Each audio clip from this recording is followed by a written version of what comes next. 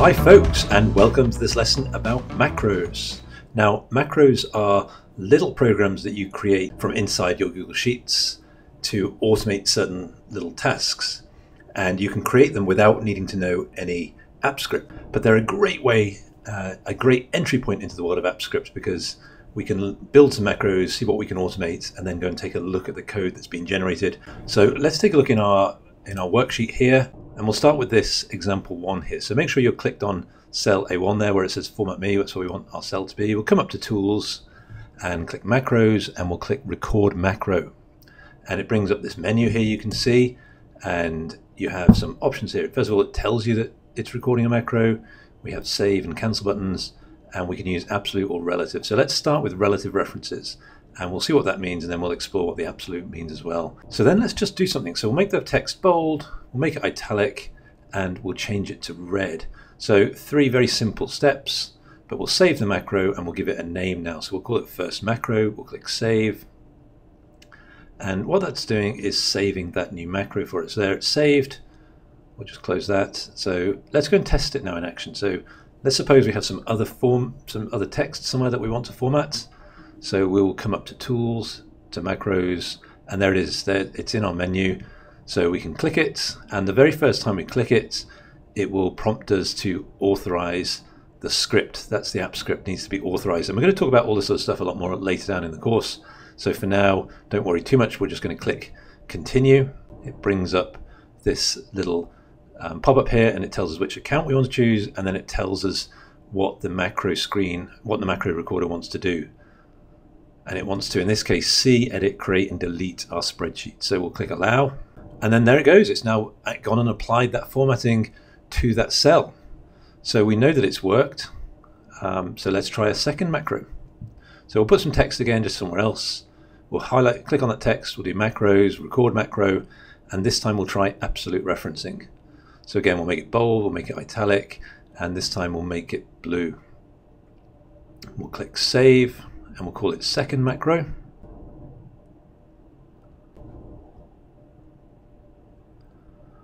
So let's put some text into our spreadsheet, and let's just try applying that second macro to that cell. See if it works. We'll click second macro, and it doesn't work. It doesn't apply. It jumps back to that cell we picked because of the absolute reference.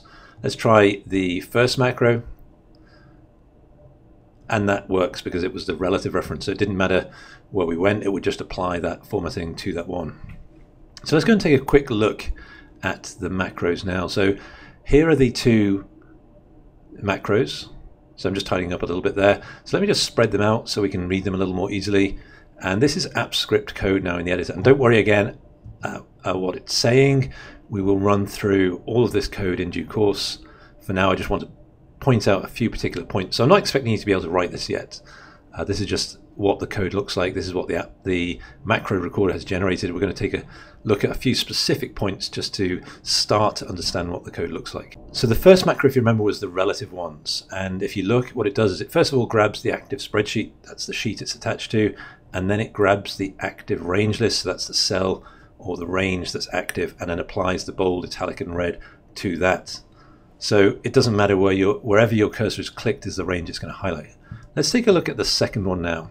So in the second one, this time we specifically say get range D1. So it doesn't matter where we are on our spreadsheet, in our sheets, we're always going to go back to D1 and apply this formatting to cell D1. So it's not a very useful macro. Okay, so let's try another example now, and we'll look at this tab Data 1.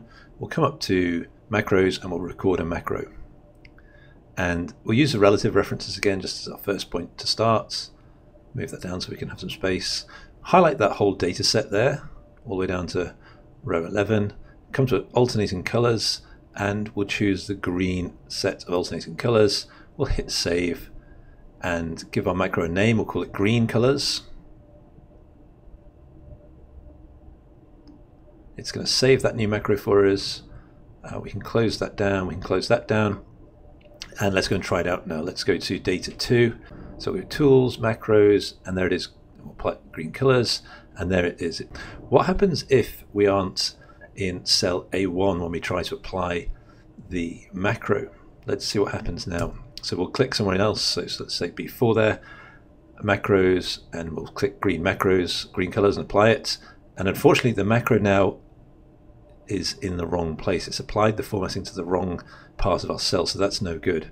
So let's go ahead and re-record a new macro, and this time we'll use absolute references on this one. So this is an example of when we want to use absolute references because our data set starts from A1 and we want to just reference that. So we'll highlight the data set, come down to alternating colors, and this time we'll choose an orange,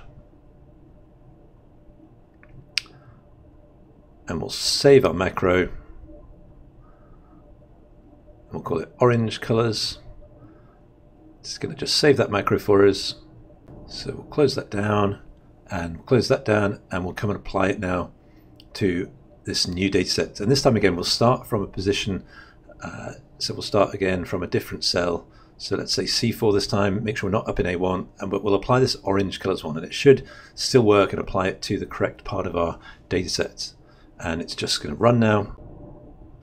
And there we go. It applies that orange macro formatting to the correct part of our data set this time. So that's looking pretty good. Now let's go ahead and take a look at the code. So we'll tools and then click script editor to open up our editor. So there's the first macro, the second macro we talked about. There's the green colors one, and there's the orange colors one. Now again, I don't expect you to understand all of this code yet or be able to write it. The idea is just again to point out a couple of things so that we start to see how this macro is working. So let's look at the green colors one. Again, it gets the active spreadsheet and it gets the current cell and then applies this offset that says wherever you are in the current cell, move 11 rows down and 5 columns across and make that the active range. So that's why we had that problem when we started in the middle of our data, that it didn't apply the formatting to the right place because it started from that middle of our table with that offset 0, 0, and the get current cell. So that was no good. So when we did the orange colors one, we said get range A1 to E11 and make that the active one and apply the row banding to that. And that's why this one worked, because we said apply it to A1 to E11, and so it always applies it to that range no matter where our cell is when we click to use the macro. Now the other thing to note with the code here is that it goes ahead and applies a row banding called light gray, which you can see I highlighted there, and then it goes ahead and changes the light gray to the green colors we wanted, or the orange colors in this case, which is pretty inefficient. So it doesn't generate the best code, the macro editor, because it generates let's turn it light gray, because when we first open alternating colors it does that and then makes it orange. So what we can do is modify the code a little bit ourselves. So this is our first bit of AppScript together, and we'll keep it very simple. So just highlight the light gray word there after the period and before the parentheses, and just delete it and type in orange instead there. You saw me do that. And then I want you to highlight those 4 rows from the semicolon here up to the space underneath the spreadsheet here. Delete that so that you get left with that curly, make sure you still have that curly brace there at the end, and the semicolons. Hit save, and then we'll come back to our spreadsheet, come to tab data 6. So come up to tools, to macros, and orange colors, and we should hopefully still see it work and make it orange, which it does. So that little change we made and it still works, so that's good to see. Now let's try applying this macro to a data set that has more rows in. So this has more than 10 rows. So let's see what happens when we apply our orange colors here.